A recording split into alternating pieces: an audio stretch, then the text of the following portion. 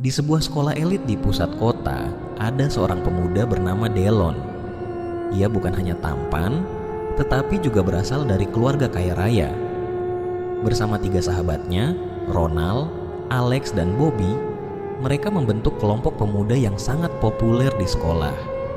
Kemanapun mereka pergi, perhatian selalu tertuju pada mereka. Pesona mereka membuat banyak siswa iri, sementara para siswi terpikat. Di antara siswi-siswi yang mengagumi Delon dan kawan-kawannya, ada 3 gadis yang juga berasal dari keluarga terpandang, Bella, Sophie, dan Nadia. Ketiganya bukan hanya kaya, tetapi juga cantik. Namun, sikap mereka seringkali penuh kesombongan.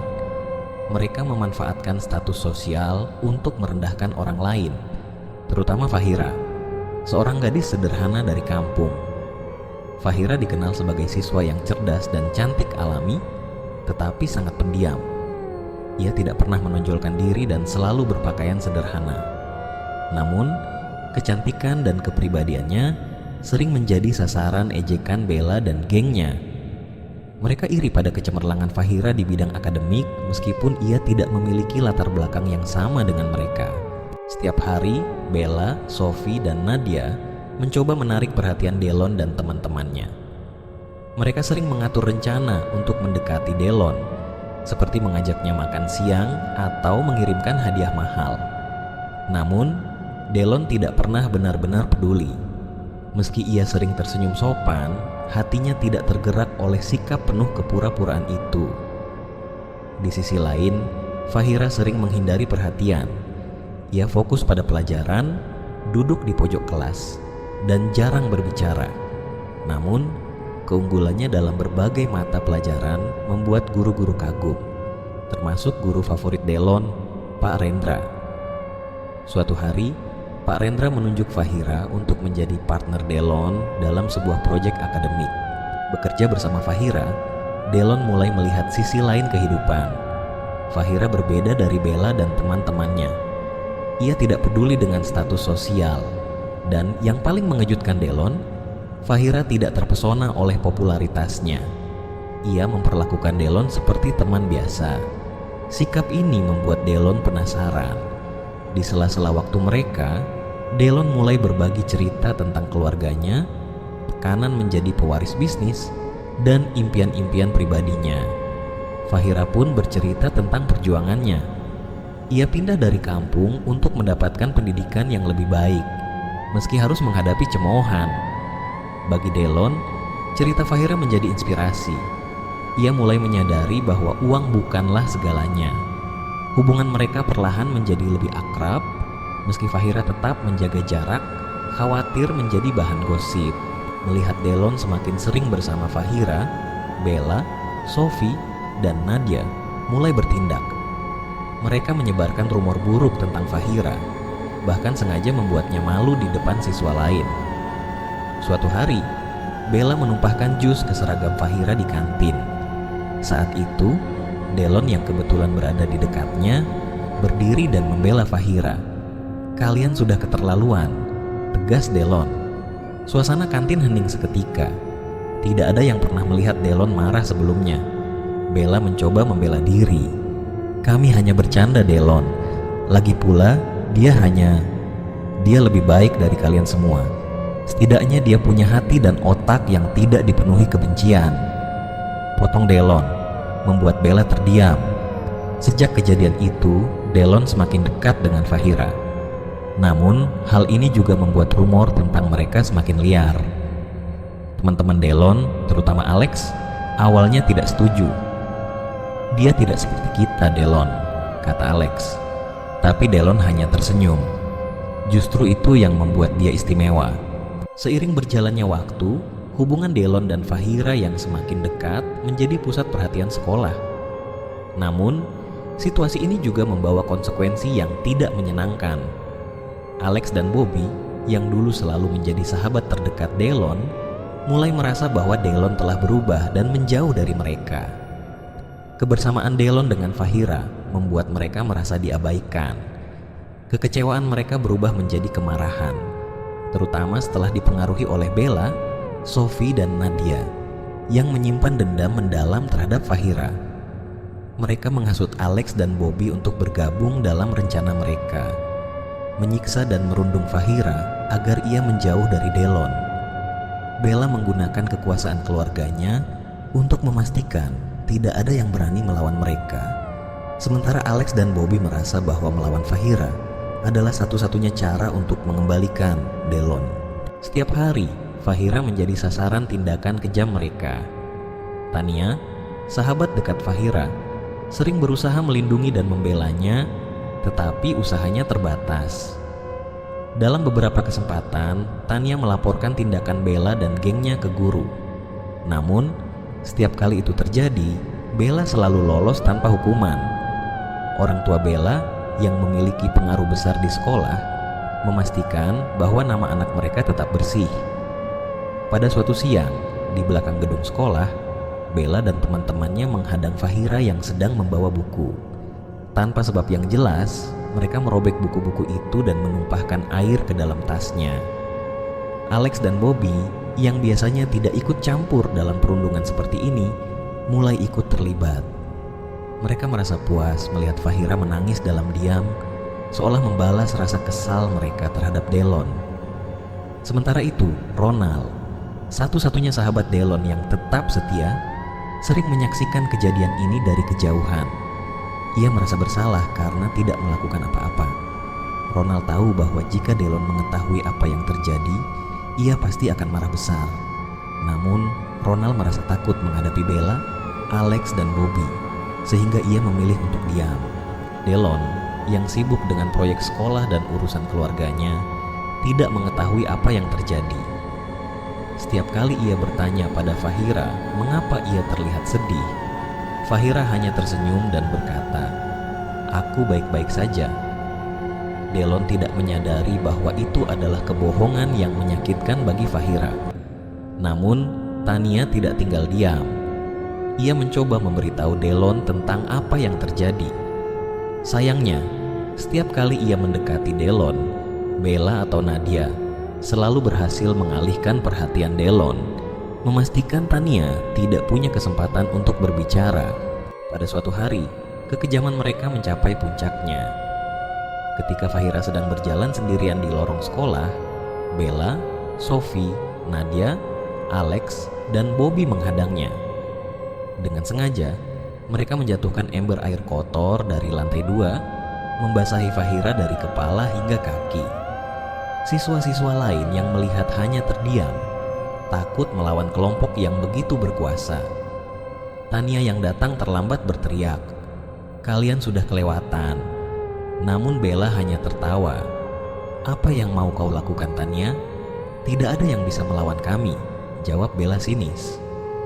Ronald yang kebetulan lewat merasa sangat terpukul melihat Fahira dipermalukan di depan banyak orang. Namun, lagi-lagi ia tidak berani melakukan apa-apa. Ia hanya menunduk dan berjalan menjauh, dihantui rasa bersalah. Malam itu, suasana di rumah Bella terasa tegang. Bella, Sophie, Nadia, Alex, dan Bobby berkumpul untuk membahas kekhawatiran mereka. Kehadiran Tania yang terus membela Fahira dan berani mengadukan mereka kepada guru telah menjadi ancaman besar. "Kita harus hentikan Tania sebelum dia menghancurkan kita lebih jauh," kata Bella dengan nada tegas. Nadia tampak ragu. "Maksudmu apa? Kita sudah dihukum. Tidak bisakah kita biarkan ini berlalu saja?" "Tidak," jawab Alex dengan penuh emosi. "Selama Tania ada, dia akan terus membela Fahira dan melawan kita. Kita harus memberi pelajaran yang lebih besar." Setelah perdebatan panjang, muncul rencana keji. Mereka sepakat untuk membuat Tania menghilang. Meski beberapa dari mereka awalnya merasa ragu, tekanan kelompok dan rasa takut kehilangan reputasi membuat mereka tetap menjalankan rencana tersebut. Pada malam itu, Tania berjalan pulang sendirian dari toko di dekat rumahnya setelah membeli beberapa barang. Jalanan sepi, hanya diterangi lampu jalan yang temaram. Tanpa ia sadari, sebuah mobil hitam yang melaju pelan mengikutinya dari kejauhan. Saat Tania berbelok ke jalan yang lebih sepi, mobil itu tiba-tiba mempercepat lajunya dan menabraknya dari belakang. Tubuh Tania terlempar keras ke trotoar. Mobil tersebut tidak berhenti. Sebaliknya, ia melaju cepat meninggalkan tempat kejadian. Seorang saksi yang berada di sekitar kejadian segera menelepon ambulans, tetapi nyawa Tania tidak tertolong. Ia meninggal di tempat dengan luka parah di kepala dan tubuhnya. Keesokan paginya, kabar kematian Tania menyebar dengan cepat. Semua orang di sekolah terkejut, termasuk Delon dan Fahira. Fahira tidak bisa menahan tangisnya ketika mendengar berita itu. Tania adalah satu-satunya teman dekat yang selalu ada untuknya, membela dan melindunginya dari perundungan. Di sudut lain sekolah, Bella, Sophie, Nadia, Alex, dan Bobby mulai merasa panik. Meski rencana mereka berhasil, bayangan perbuatan keji itu menghantui mereka. "Apa kau yakin tidak ada yang tahu itu kita?" tanya Nadia dengan suara gemetar. "Tidak ada yang melihat, kita sudah memastikan itu," jawab Alex, meskipun wajahnya juga tampak pucat. Ronald yang mendengar kabar duka ini merasa hancur. Ia tahu Tania sering membela Fahira, dan kematian ini terasa mencurigakan baginya. Namun, ia tidak memiliki bukti apapun. Beberapa hari setelah kejadian, polisi mulai melakukan penyelidikan. Berdasarkan keterangan saksi, mobil yang digunakan pelaku adalah jenis sedan hitam, tetapi plat nomornya tidak terlihat jelas. Fahira, yang masih berduka, merasa kematian Tania bukanlah kecelakaan biasa. "Ini pasti ulah mereka," kata Fahira kepada Delon dengan mata merah karena menangis. "Siapa? Bella dan gengnya?" tanya Delon dengan serius. Fahira mengangguk. "Aku tahu ini terdengar gila, tapi Tania sering menjadi sasaran mereka. Setelah semua yang terjadi, aku yakin mereka ingin membungkamnya." Delon mulai merenungkan ucapan Fahira. Ia tahu Bella dan kawan-kawannya mampu melakukan hal-hal kejam, tetapi apakah mereka benar-benar melakukan sesuatu yang sekeji ini? Ketika Nadia tanpa sengaja mendengar percakapan Fahira dan Delon tentang kemungkinan Bella dan kelompoknya terlibat dalam kematian Tania, ia segera melaporkan hal itu kepada Bella. Dengan wajah merah padam, Bella tidak bisa menahan kemarahannya. Dia pikir dia siapa? Berani-beraninya bicara seperti itu tentang kita, teriak Bella dengan penuh emosi. Sophie dan Alex mencoba menenangkan Bella, tetapi usahanya sia-sia. Bella memutuskan untuk bertindak cepat sebelum Delon dan Fahira dapat mengungkap lebih banyak hal yang membahayakan mereka. "Kita harus memberinya pelajaran yang terakhir," kata Bella dengan nada dingin. "Kali ini, dia tidak akan pernah berani bicara lagi." Alex meski merasa ragu, akhirnya setuju karena tekanan dari Bella. Bobby dan Nadia, meski dengan perasaan takut, mengikuti keputusan itu. Kelompok itu mulai merencanakan tindakan nekat mereka. Hari itu, setelah sekolah usai, Fahira berjalan pulang sendirian seperti biasa. Delon harus menghadiri rapat keluarga, sehingga ia tidak bisa mengantar Fahira. Inilah kesempatan yang ditunggu-tunggu oleh Bella dan kelompoknya. Di jalan yang sepi, Alex dan Bobby mendekati Fahira dari belakang, menutupi mulutnya dengan kain basah berisi zat yang membuatnya pingsan. Mereka lalu membawanya ke belakang gudang sekolah, tempat yang jarang dilalui orang.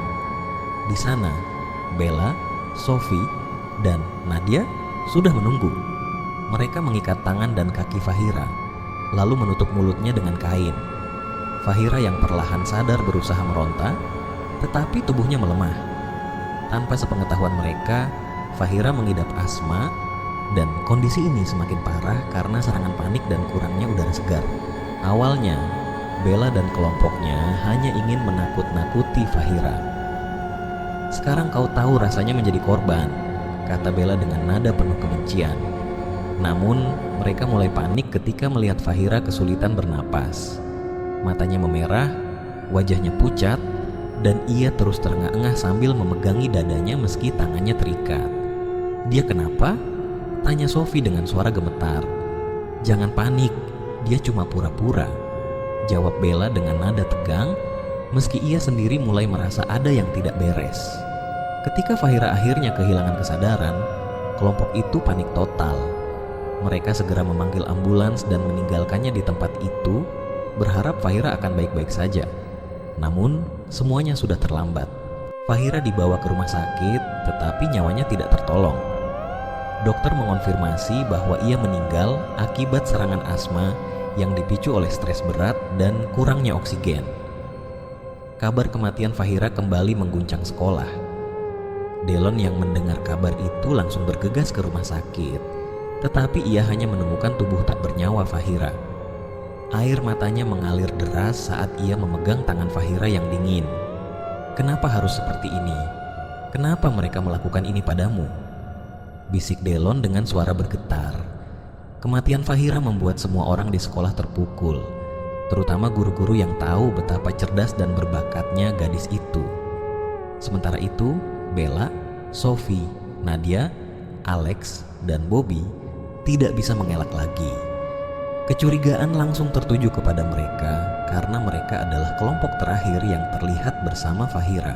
Setelah penyelidikan singkat, pihak sekolah akhirnya memutuskan untuk menskors Bella, Sophie, Nadia, Alex, dan Bobby tanpa batas waktu sampai penyelidikan polisi selesai. Polisi mulai mengumpulkan bukti dan tekanan dari keluarga Fahira serta Delon membuat kasus ini tidak bisa diabaikan. Orang tua Bella dan kelompoknya mencoba melindungi anak-anak mereka, tetapi pengaruh keluarga Delon yang juga besar mempersulit upaya mereka. Delon menggunakan semua koneksinya untuk memastikan kasus ini berjalan dengan adil. Tidak ada yang akan lolos dari keadilan, tegas Delon kepada Ronald, yang kini berusaha menjadi pendukung setia Delon setelah merasa bersalah karena terlalu lama berdiam diri. Di sisi lain, Nadia mulai merasa sangat bersalah. Ia tidak bisa tidur, dihantui oleh bayangan Fahira yang sekarat di depan matanya. Suatu malam, ia menghubungi Sophie. "Aku tidak bisa melakukan ini lagi. Kita harus mengaku." "Jangan bodoh," balas Sophie dengan nada tajam. "Kita hanya akan menghancurkan hidup kita sendiri." Namun, Nadia akhirnya tidak tahan lagi. Ia memutuskan untuk memberikan pernyataan kepada polisi, mengungkapkan seluruh rencana dan tindakan mereka. Pernyataan Nadia menjadi bukti kuat yang menyeret seluruh kelompok ke dalam penyelidikan resmi. Setelah Nadia memberikan kesaksiannya kepada polisi, suasana semakin mencekam. Polisi mulai menyusun kasus untuk mengungkap keterlibatan Bella dan kelompoknya dalam kematian Fahira. Namun, saat kebenaran mulai terungkap, sesuatu yang lebih menyeramkan terjadi. Malam itu, Alex baru pulang dari interogasi panjang di kantor polisi. Kepalanya penuh dengan rasa bersalah dan ketakutan. Ia mencoba menghilangkan kecemasannya dengan bermain game di ruang tamu. Namun, suasana rumah terasa berbeda malam itu, dingin dan sunyi, seperti ada sesuatu yang mengintai. Tiba-tiba, layar televisi mati sendiri. Lampu di ruangan mulai berkedip. Alex bangkit untuk memeriksa, tetapi saat ia menoleh ke belakang, ia terkejut. Di sudut ruangan, sosok seorang perempuan berdiri dengan tubuh penuh luka. Darah mengalir dari kepalanya, mengotori gaunnya yang robek. "Alex." Suara perempuan itu memanggil dengan nada serak dan pelan, namun jelas. Alex mundur dengan tubuh gemetar. "Siapa kau?" tanyanya dengan suara bergetar. Sosok itu mendekat perlahan. Wajahnya penuh darah, matanya kosong, dan mulutnya melengkung membentuk senyum menyeramkan. Alex mengenali sosok itu, Fahira. "Kau kira aku akan diam saja?" Suara sosok itu berubah menjadi jeritan melengking. Tiba-tiba, semua benda di ruangan berjatuhan. Televisi menyala sendiri menampilkan gambar yang berulang-ulang. Bayangan tubuh Fahira yang tergeletak di rumah sakit. Alex berteriak ketakutan dan berlari ke kamarnya. Tetapi sosok itu terus mengikutinya. Di tempat lain, Sophie juga mengalami malam yang penuh teror. Setelah mendengar pengakuan Nadia di polisi, ia merasa marah sekaligus takut. Ia berusaha tidur, tetapi bayangan wajah Fahira terus menghantui pikirannya. Ketika ia memejamkan mata, terdengar suara seperti langkah kaki di luar kamarnya. Awalnya, ia berpikir itu adalah ibunya. Tetapi langkah kaki itu berhenti tepat di depan pintu kamarnya. Kemudian terdengar suara ketukan pelan. "Tok, tok, tok." "Siapa di sana?" tanya Sophie dengan nada takut. Tidak ada jawaban. Ketika Sophie bangkit untuk membuka pintu, ia tidak menemukan siapapun di luar. Namun, saat ia berbalik, seorang wanita berambut panjang berdiri di sudut kamarnya. Rambutnya yang kusut menutupi wajahnya, dan gaunnya yang panjang terlihat kotor dan basah. Sophie mencoba berteriak, tetapi suaranya tertahan di tenggorokan. Wanita itu perlahan-lahan mengangkat tangannya, menunjuk langsung ke arah Sophie. "Kak, kamu siapa?" tanya Sophie dengan suara gemetar. Wanita itu tidak menjawab. Perlahan, rambut yang menutupi wajahnya tersibak, menampilkan wajah pucat dan mata kosong. Bibirnya mengucapkan satu kata yang terdengar seperti bisikan, "Pembalasan." Tiba-tiba, lampu kamar Sophie berkedip-kedip lalu padam sepenuhnya. Dalam kegelapan, Sophie merasakan napas dingin di lehernya, diikuti oleh suara tawa kecil yang mengerikan. Ia berlari keluar kamar sambil menjerit histeris, tetapi suara langkah kaki dan tawa itu terus mengejarnya. Bella, Nadia, dan Bobby juga mulai merasakan kehadiran yang sama. Di rumah Bella, cermin-cermin pecah tanpa sebab. Setiap kali ia melihat pantulan dirinya, bayangan Fahira berdiri di belakangnya. Nadia mendengar suara tangisan yang datang dari lemari kamarnya, dan ketika ia membukanya, ia menemukan gaun yang penuh dengan darah tergantung di dalamnya. Bobby merasa seperti diikuti oleh seseorang setiap kali ia sendirian, dan bayangan hitam terus muncul di sudut matanya. Semua teror ini membuat mereka semakin ketakutan. Mereka mulai saling menyalahkan, merasa bahwa kematian Fahira kini membawa kutukan bagi mereka. Kelompok itu akhirnya memutuskan untuk berkumpul di rumah Bella untuk mencari solusi.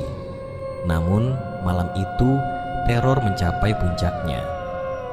Saat mereka sedang berbicara di ruang tamu, lampu rumah tiba-tiba padam. Mereka mendengar suara langkah kaki di lantai atas, diikuti oleh suara tawa kecil. "Kita harus keluar dari sini," teriak Nadia, tetapi pintu depan terkunci rapat. Di sudut ruangan, mereka melihat bayangan Fahira muncul, duduk di kursi dengan kepala menunduk. Ketika ia mengangkat wajahnya, matanya penuh darah, dan ia menatap mereka dengan senyuman yang mengerikan. "Kalian kira aku tidak akan kembali?" Suaranya menggema di seluruh ruangan. Tiba-tiba, semua benda di ruangan berterbangan. Kursi, meja, dan vas bunga pecah di lantai. Kelima orang itu berteriak ketakutan, berusaha mencari jalan keluar, tetapi bayangan Fahira muncul di setiap sudut, menghalangi mereka. Setelah beberapa hari, malam itu Bobby duduk sendirian di ruang tamu rumahnya. Televisi menyala, tetapi ia tidak memperhatikan tayangan apapun. Suasana rumahnya terasa dingin dan sepi, meskipun semua pintu dan jendela tertutup rapat. Bobby memegang kepalanya, mencoba melupakan semua rasa takut yang menghantuinya. Tiba-tiba, suara langkah kaki terdengar di lantai atas. Bobby langsung membeku. Ia tahu tidak ada siapapun di rumah selain dirinya. "Siapa di sana?" teriak Bobby dengan nada ketakutan. Tidak ada jawaban. Langkah kaki itu semakin mendekat. Bobby mencoba mengabaikannya, berpikir bahwa itu hanya imajinasinya. Namun, saat ia menoleh ke arah tangga, ia melihat sesuatu yang membuat darahnya membeku. Di tengah kegelapan, seorang perempuan dengan tubuh penuh luka dan darah perlahan menuruni tangga. Gaunnya compang-camping dan wajahnya penuh luka menganga. Sosok itu bukan Fahira. Bobby mengenali wajah itu, Tania. "Mengapa?" bisik sosok itu, suaranya menggema di seluruh ruangan. Tania." Bobby tergagap, tubuhnya gemetar hebat. Aku tidak sengaja." Sosok itu mendekat, matanya menatap Bobby dengan intens. Setiap langkahnya meninggalkan jejak darah di lantai. Bobby mundur perlahan, tetapi pandangannya tidak bisa lepas dari sosok tersebut. "Kau pikir aku tidak tahu?" kata Tania. Suaranya berubah menjadi jeritan melengking yang menusuk telinga. "Kau yang membuatku seperti ini." Bobby mencoba berlari, tetapi tubuhnya lemah oleh ketakutan. Ia terjatuh dan merangkak menuju tangga untuk melarikan diri ke lantai atas. Saat ia menoleh ke belakang, Tania sudah berada tepat di hadapannya. Wajahnya begitu dekat hingga Bobby bisa mencium bau darah yang menyengat. "Jangan!" teriak Bobby. Dalam kepanikannya, Bobby berdiri terlalu cepat dan kehilangan keseimbangan. Ia terpeleset di anak tangga pertama, tubuhnya terguling keras ke bawah. Kepalanya membentur ujung tangga dan darah segar langsung mengalir membasahi lantai. Bobby tewas di tempat, tubuhnya tergeletak dalam posisi yang sangat mengenaskan. Sosok Tania perlahan menghilang, meninggalkan rumah yang kini dipenuhi keheningan yang mencekam. Keesokan harinya, kabar kematian Bobby mulai tersebar. Polisi menemukan tubuhnya di pagi hari setelah tetangga melaporkan adanya bau aneh dari rumahnya. Mereka menyimpulkan bahwa Bobby meninggal akibat kecelakaan, tetapi suasana rumah yang berantakan dan tanda-tanda teror sebelumnya membuat beberapa orang curiga bahwa ini lebih dari sekadar kecelakaan. Delon dan Ronald mendengar kabar itu lebih dulu. Delon sangat terpukul meskipun hubungannya dengan Bobby sudah renggang sejak insiden Fahira. "Bagaimana ini bisa terjadi?" tanya Delon kepada Ronald yang hanya bisa menggeleng dengan wajah murung. "Dia tidak pernah menjawab teleponku. Aku tahu dia sedang tertekan, tapi aku tidak pernah menyangka ini akan terjadi," jawab Ronald. Delon yang mulai merasakan adanya sesuatu yang ganjil sejak kematian Fahira merasa bahwa ini bukan kebetulan. Ada sesuatu yang tidak beres. Semua ini terasa seperti hukuman atas apa yang mereka lakukan. Di lain sisi, kematian Bobby membuat Nadia tenggelam dalam ketakutan yang tak tertahankan. Dalam pikirannya, semua yang terjadi pada mereka bukanlah kebetulan. Teror yang mereka alami adalah hukuman atas dosa-dosa mereka. Ia tidak ingin menjadi korban berikutnya. Dengan penuh panik, Nadia memutuskan untuk kabur ke luar negeri, meninggalkan semua masalah dan rasa bersalahnya di belakang. Pagi itu, Nadia duduk di kursi belakang mobil yang dikemudikan oleh sopir keluarganya. Ia terus memandangi jalanan dengan gelisah, jantungnya berdegup kencang. Pikirannya dipenuhi oleh bayangan Bobby dan sosok-sosok yang selama ini menghantui mereka. "Cepat sedikit, Pak," ujar Nadia dengan nada tegang. "Saya tidak ingin terlambat." Sopirnya mengangguk dan mempercepat laju mobil. Jalanan menuju bandara terasa sepi pagi itu, hanya ada beberapa kendaraan yang melintas. Namun, keheningan itu membuat suasana semakin mencekam bagi Nadia. Di tengah perjalanan, tiba-tiba suhu di dalam mobil terasa menurun drastis. Nadia merasakan sesuatu yang aneh, seperti ada yang mengawasinya. Ia menoleh ke jendela, tetapi tidak melihat apapun. "Semuanya baik-baik saja, Nona?" tanya sopir, memperhatikan ekspresi gelisah Nadia melalui kaca spion. Nadia tidak menjawab, tetapi tubuhnya mulai gemetar. Saat mobil melaju di sebuah jalan lurus yang sepi, sopir tiba-tiba menekan rem dengan keras. Mobil berhenti mendadak dan Nadia terlempar sedikit ke depan, tubuhnya membentur sabuk pengaman. "Ada apa?" tanya Nadia dengan panik. Sopir menunjuk ke depan dengan tangan gemetar. Ada seseorang di jalan." Nadia melihat ke depan dan matanya membelalak.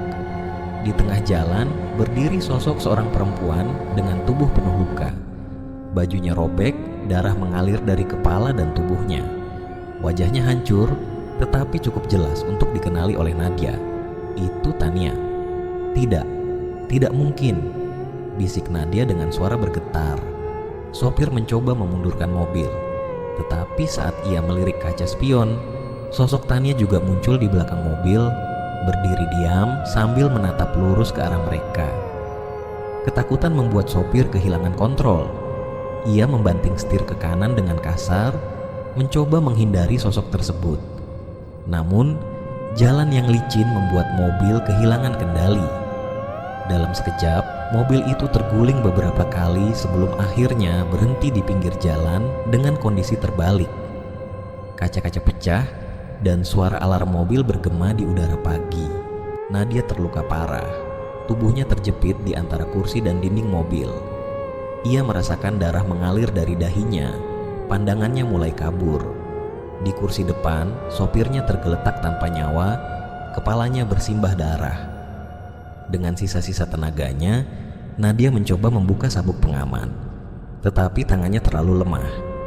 Ia mendongak, dan di luar kaca depan yang retak, ia melihat sosok Tania berjalan perlahan mendekatinya. Wajah Tania terlihat lebih jelas sekarang, penuh dengan luka dan darah, tetapi matanya memancarkan kemarahan yang membara. "Tania, jangan, maafkan aku."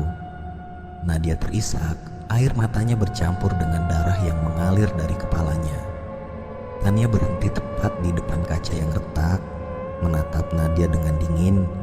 Bibirnya bergerak pelan, mengucapkan sesuatu yang tidak terdengar jelas. Tetapi Nadia tahu apa yang dikatakan. "Kau tidak bisa lari dari dosa-dosamu." Nadia menangis dengan putus asa. Dengan napas yang semakin lemah, ia mengucapkan kata-kata terakhirnya. "Maafkan aku, maafkan aku." Tania menatapnya untuk terakhir kali sebelum sosoknya menghilang perlahan di udara. Dengan hembusan napas terakhir, Nadia terkulai lemas. Ia meninggal di tempat, meninggalkan mobil yang hancur dan suasana mencekam di jalanan itu. Berita tentang kecelakaan tragis itu segera tersebar. Polisi menemukan mobil yang terguling di pagi hari berikutnya, dengan sopir dan Nadia ditemukan tewas di lokasi. Keluarga Nadia terpukul berat, sementara kabar ini segera sampai ke telinga Delon dan Ronald. "Apa yang sedang terjadi?" ujar Ronald dengan suara serak saat mendengar kabar itu dari seorang teman. Delon hanya bisa terdiam, pikirannya dipenuhi dengan bayangan-bayangan aneh. "Ini bukan kebetulan lagi, Ronald. Ada sesuatu yang mengincar mereka, dan aku rasa aku tahu siapa yang bertanggung jawab." Sementara itu, Bella dan Alex yang mendengar kabar ini 2 hari kemudian semakin dilanda ketakutan. Mereka kini menyadari bahwa tidak ada tempat untuk lari. Kemanapun mereka pergi, dosa mereka akan mengejar. "Kematian Nadia adalah peringatan, dan aku yakin kita yang berikutnya," bisik Alex kepada Bella. Suaranya bergetar hebat. Namun mereka tidak tahu bahwa teror sebenarnya baru saja dimulai. Sosok Tania masih menunggu, dan dendamnya belum sepenuhnya terbalaskan setelah berita kematian Bobby dan Nadia tersebar di sekolah. Pagi itu, suasana sekolah tampak biasa saja, tetapi ada sesuatu yang ganjil di kelas Delon.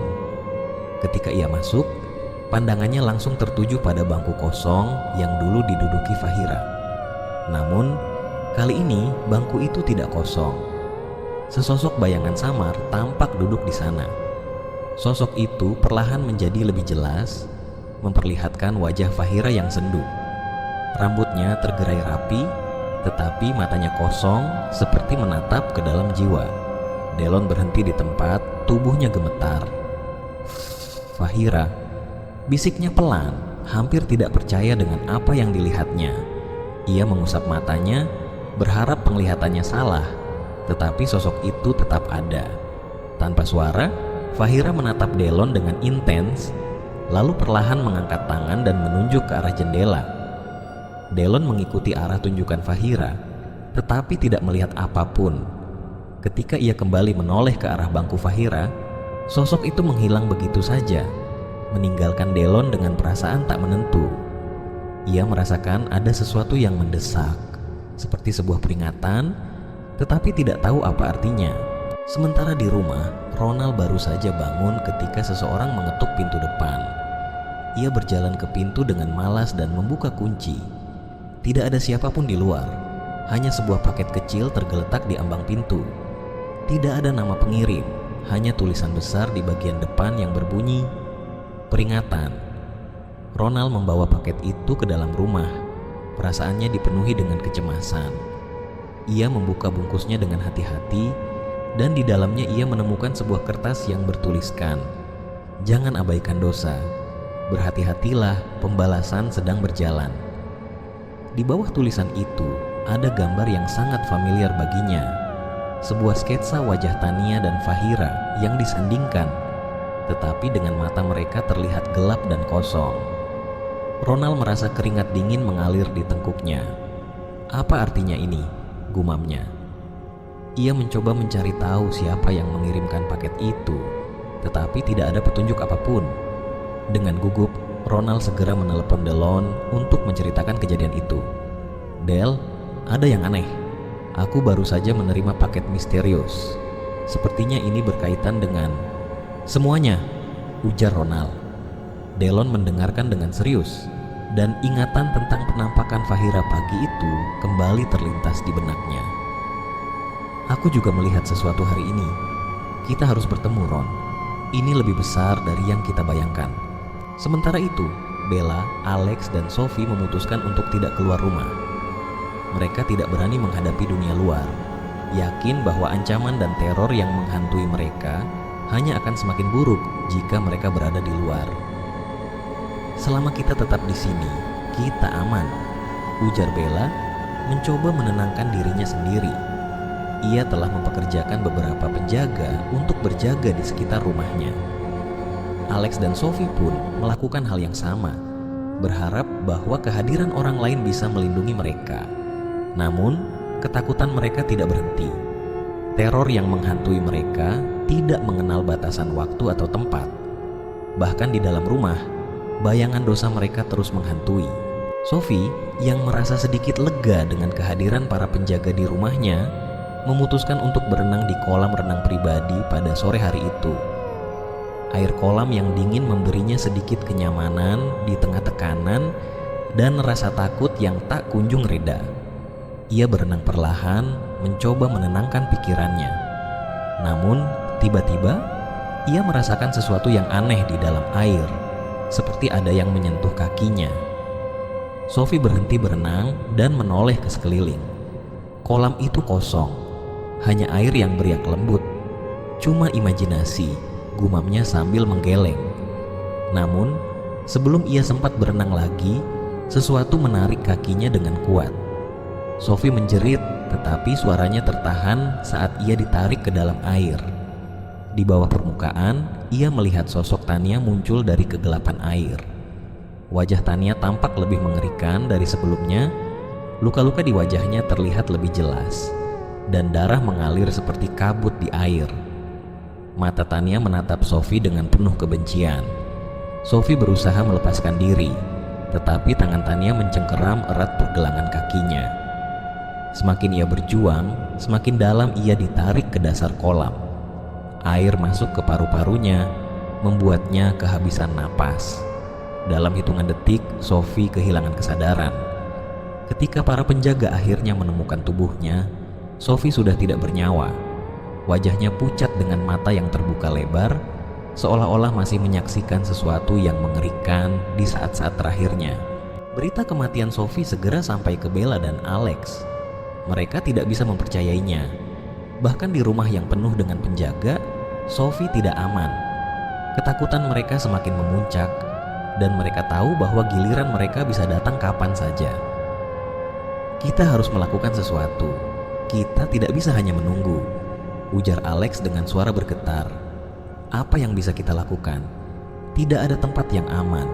Tidak ada yang bisa menghentikan ini," jawab Bella dengan wajah penuh kepanikan. Sementara itu, Delon dan Ronald yang mendengar berita kematian Sophie semakin yakin bahwa ini adalah pembalasan atas dosa-dosa mereka. Mereka memutuskan untuk menyelidiki lebih dalam, mencari tahu bagaimana semua ini bisa terjadi dan apakah ada cara untuk menghentikannya sebelum lebih banyak nyawa melayang. Namun, apa yang mereka temukan mungkin lebih gelap daripada yang mereka bayangkan. Sosok Fahira dan Tania masih ada di sekitar mereka, dan dendam itu belum selesai. Malam itu, Delon sedang duduk sendiri di ruang tamunya. Pikirannya penuh dengan kecemasan.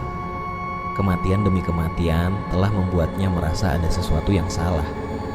Ia mencoba memikirkan semua yang terjadi, dari teror yang dialami teman-temannya hingga penampakan Fahira di sekolah. Namun, pikirannya mendadak kosong ketika ia menyadari ada sosok yang duduk di sofa seberangnya. Delon terkejut hingga hampir jatuh dari tempat duduknya. Di sana, duduk Fahira, mengenakan seragam sekolah seperti biasa, tetapi dengan wajah yang pucat dan sorot mata yang dalam. "Fahira, apa ini nyata?" tanya Delon dengan suara bergetar. Fahira tidak langsung menjawab. Ia menatap Delon dengan tatapan yang syarat dengan kesedihan. Akhirnya, ia berkata dengan suara yang lembut, tetapi terdengar seperti bergaung di ruangan itu. "Delon, Tania tidak bisa dihentikan. Dia akan membalas semuanya, satu persatu. Tapi kamu bisa mencoba menghentikannya." Delon tidak mengerti. "Apa maksudmu? Kenapa Tania? Kenapa dia melakukan ini?" Dia tidak bisa menemukan kedamaian karena apa yang mereka lakukan. Dan sekarang giliran Alex, kata Fahira pelan sebelum tubuhnya mulai memudar seperti asap yang tertiup angin. Namun, sebelum sepenuhnya menghilang, Fahira menatap Delon untuk terakhir kalinya. "Tolong, selamatkan mereka sebelum semuanya terlambat." Delon langsung menelepon Ronald, menceritakan semuanya dengan napas terengah-engah. "Ronald, Fahira muncul di rumahku. Dia bilang giliran Alex. Kita harus ke sana sekarang." Ronald, yang juga masih terguncang oleh kejadian sebelumnya, tidak ragu. "Aku akan jemput kau, kita harus buru-buru." Mereka melaju secepat mungkin ke rumah Alex. Ketika sampai di sana, rumah itu tampak gelap dari luar. Hanya ada sedikit cahaya dari jendela ruang tamu.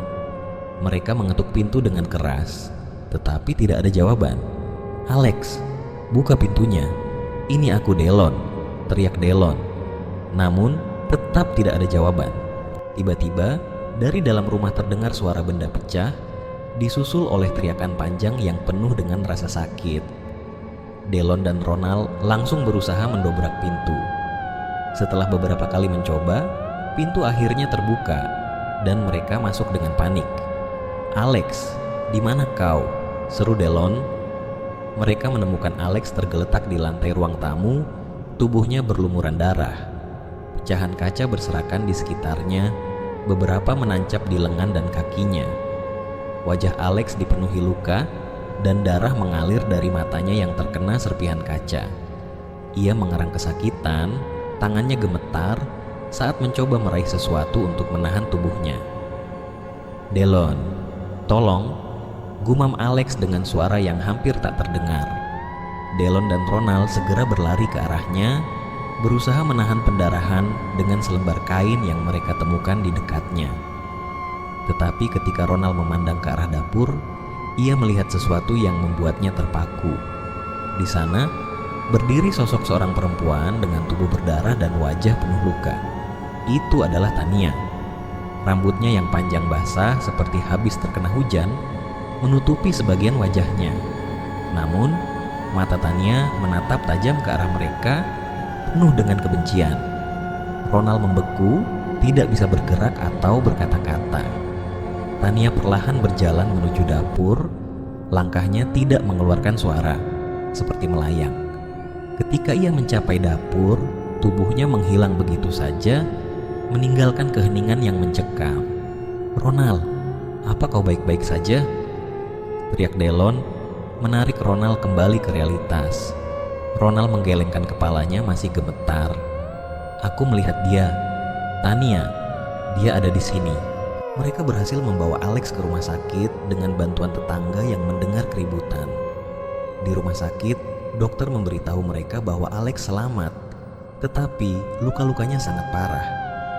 Banyak pecahan kaca yang mengenai syaraf di matanya, dan ada kemungkinan besar ia akan kehilangan penglihatannya. Delon duduk di ruang tunggu, tangannya menggenggam kepala. Ronald duduk di sebelahnya, wajahnya masih pucat. Rumah sakit penuh dengan aktivitas, tetapi Delon merasa ruangan tempat mereka menunggu terasa sunyi. Saat ia menatap lorong yang panjang di depan, tubuhnya menegang. Di ujung lorong berdiri sosok Fahira, masih dengan seragam sekolahnya. Wajahnya tenang, tetapi sorot matanya seolah menyimpan urgensi. "Fahira," bisik Delon tanpa sadar. Ia mencoba berdiri, tetapi langkahnya terhenti ketika dari lorong lain muncul sosok yang jauh lebih menyeramkan. Tania. Tubuhnya berlumuran darah dan luka di wajahnya tampak semakin parah. Tania menatap Delon sejenak sebelum mulai berjalan perlahan ke arahnya. Tetapi Fahira mengangkat tangan, menunjuk Tania. lalu dengan suara lembut tetapi tegas menyebut satu nama, Bella. Delon membeku sejenak, lalu tanpa berpikir panjang, ia berlari keluar dari rumah sakit. "Kita harus ke rumah Bella sekarang," serunya kepada Ronald yang berlari mengejarnya dengan kebingungan. "Apa maksudmu, Delon? Siapa yang kau lihat?" tanya Ronald. Tetapi Delon tidak menjawab. Ia hanya terus berlari menuju mobil. Ketika mereka memasuki mobil dan mulai melaju menuju rumah Bella, Delon merasa tubuhnya merinding. Ia merasakan kehadiran yang aneh di dalam mobil, dan ketika ia melirik ke kursi penumpang di sebelahnya, ia langsung menghentikan napas. Fahira duduk di sana, diam-diam menatap ke depan. "Fahira, apa yang kau lakukan di sini?" bisik Delon. Ronald yang duduk di kursi belakang menatap Delon dengan bingung. "Apa? Delon, kau bicara dengan siapa?" Delon tidak menjawab Ronald. Ia hanya fokus pada Fahira yang menoleh ke arahnya dengan wajah serius. "Delon, ini harus berakhir sekarang. Kau harus menghentikan semuanya atau dendam Tania akan menghancurkan lebih banyak nyawa." "Tapi bagaimana caranya? Aku bahkan tidak tahu harus mulai dari mana," balas Delon. Suaranya bergetar. Ia merasa terjepit antara rasa bersalah dan ketakutan. Fahira menatap Delon dalam-dalam sebelum berkata dengan suara yang nyaris seperti bisikan, "Kau tahu apa yang harus kau lakukan. Semuanya dimulai dari Bella." Ronald semakin heran dengan situasi itu. Ia tidak melihat siapapun di kursi penumpang dan hanya mendengar Delon berbicara seolah ada orang lain di sana. "Delon, kau bicara dengan siapa? Tidak ada siapa-siapa di sini," teriak Ronald. Delon hanya menggeleng, tidak tahu bagaimana menjelaskan apa yang dilihat dan dirasakannya. Mereka akhirnya sampai di rumah Bella. Rumah itu tampak besar dan megah seperti biasa, tetapi terasa suram. Lampu-lampu di luar menyala, tetapi tidak ada tanda-tanda kehidupan di dalamnya. Delon dan Ronald keluar dari mobil dengan hati-hati. Delon berjalan ke pintu depan dan mulai mengetuk keras. "Bella, aku tahu kau ada di dalam. Buka pintunya," teriaknya. Namun tidak ada jawaban. "Delon, kau yakin ini ide yang bagus? Apa yang sebenarnya kau coba lakukan?" tanya Ronald dengan nada cemas. Delon tidak menjawab. Ia hanya terus mengetuk hingga akhirnya pintu terbuka perlahan dengan suara berderit. Rumah itu gelap, hanya diterangi oleh lampu kecil di lorong masuk. Delon melangkah masuk, diikuti oleh Ronald yang masih ragu-ragu. Mereka memanggil-manggil nama Bella, tetapi tidak ada jawaban. Rumah itu terasa semakin dingin, dan Delon mulai merasa ada sesuatu yang salah. Ketika mereka mencapai ruang tamu, Delon berhenti mendadak. Di sofa duduklah Bella. Wajahnya pucat dan matanya menunjukkan ketakutan yang mendalam. Apa yang kalian lakukan di sini?" tanya Bella dengan suara gemetar. Delon menatapnya tajam. "Kita tahu semuanya, Bella. Kau tidak bisa terus bersembunyi. Tania tidak akan berhenti sampai semuanya selesai." Bella menangis. "Aku tidak pernah ingin ini terjadi. Aku tidak pernah berpikir semuanya akan sejauh ini," jeritnya. "Aku hanya ingin hidupku kembali normal." Delon melangkah mendekatinya, tetapi tiba-tiba suara berat yang menakutkan terdengar dari arah tangga. Mereka semua menoleh dan di sana berdiri sosok Tania. Tubuhnya berdarah dan matanya yang kosong menatap lurus ke arah Bella. Bella menjerit tetapi tubuhnya membeku. Tania mulai berjalan perlahan ke arahnya. "Delon, apa ini? Apa yang terjadi?" teriak Ronald yang kini juga bisa melihat Tania untuk pertama kalinya. Delon mencoba berdiri di antara Tania dan Bella. "Tania, hentikan.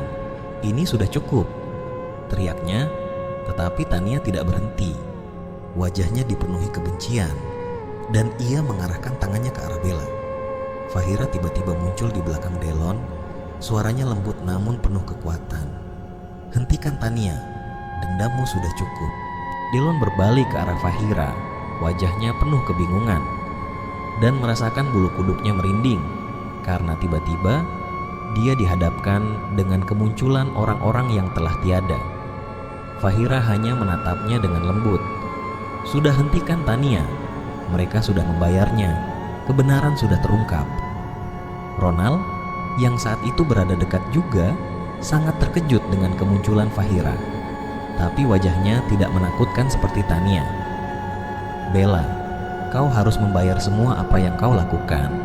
Kau harus bertanggung jawab," teriak Tania sambil tertawa melengking. Bella menangis semakin keras. Ia tampak berjuang melawan rasa takut yang mendalam. Tetapi sebelum ia sempat berkata apapun, Tania berdiri tepat di hadapannya, dan layar pun seolah tertutup kegelapan. Momen pembalasan telah tiba. Tania dengan wajah penuh kebencian dan tubuh berdarah melayang mendekati Bella yang gemetar ketakutan. Tubuh Bella tiba-tiba terangkat tinggi ke udara. Tangannya meronta-ronta mencoba melepaskan diri dari cengkeraman tak terlihat. Jeritannya menggema di ruangan itu. "Bella, lepaskan dia Tania. Ini sudah cukup," teriak Delon, tetapi Tania tidak menghiraukannya. Di tengah ketegangan, Fahira muncul, wajahnya penuh dengan kesedihan. Ia mencoba mendekati Tania yang semakin tenggelam dalam amarahnya. Dengan suara yang lembut namun tegas, Fahira memohon, "Tania, hentikan. Ini bukan dirimu." Namun Tania tidak menggubrisnya.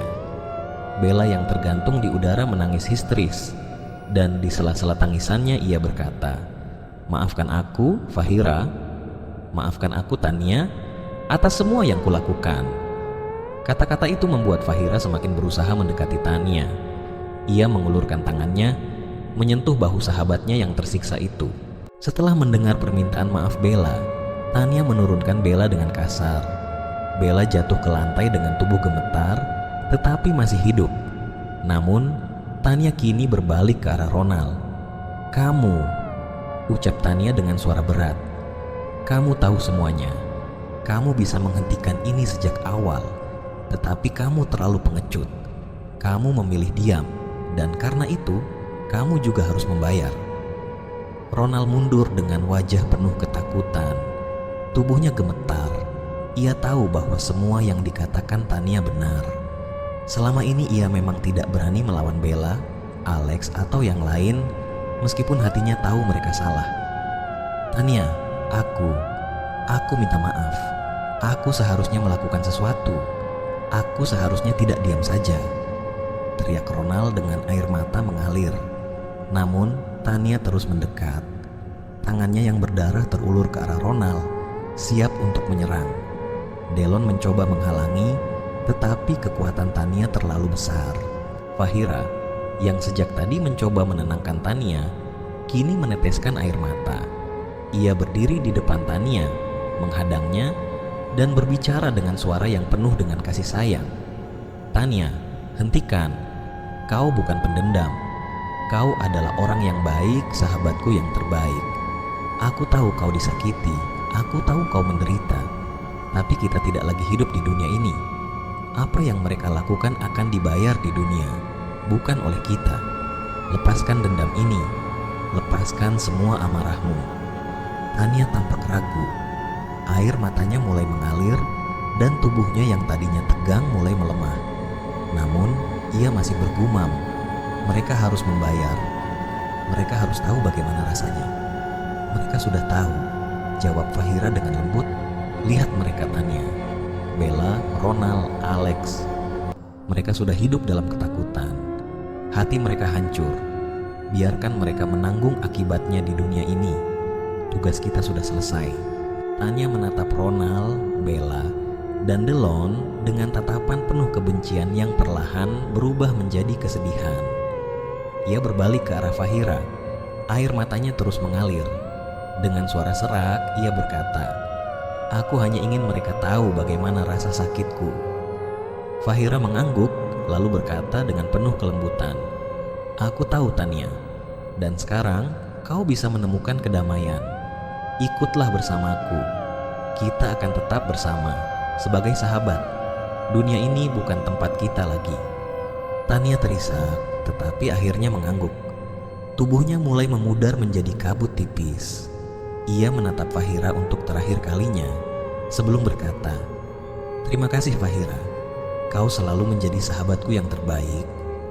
Fahira tersenyum meskipun air mata masih membasahi pipinya.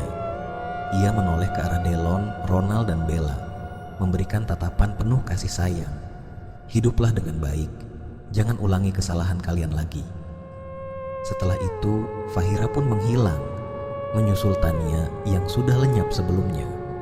Ruangan menjadi sunyi, hanya suara napas berat Bella, Ronald, dan Delon yang tersisa. Ketiganya terdiam di ruang tamu rumah Bella. Delon menatap kosong ke arah tempat Fahira dan Tania menghilang, sementara Bella menangis terseduh-seduh di lantai. Ronald hanya terduduk, merenungkan semua kesalahannya.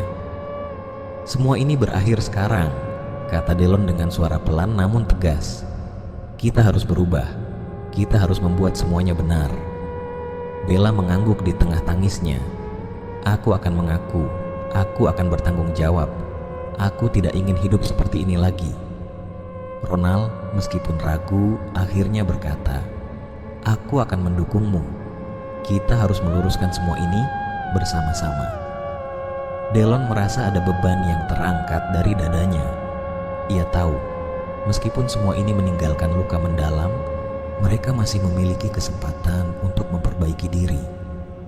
Di luar rumah, angin malam bertiup lembut, seolah membawa kelegaan setelah badai besar berlalu.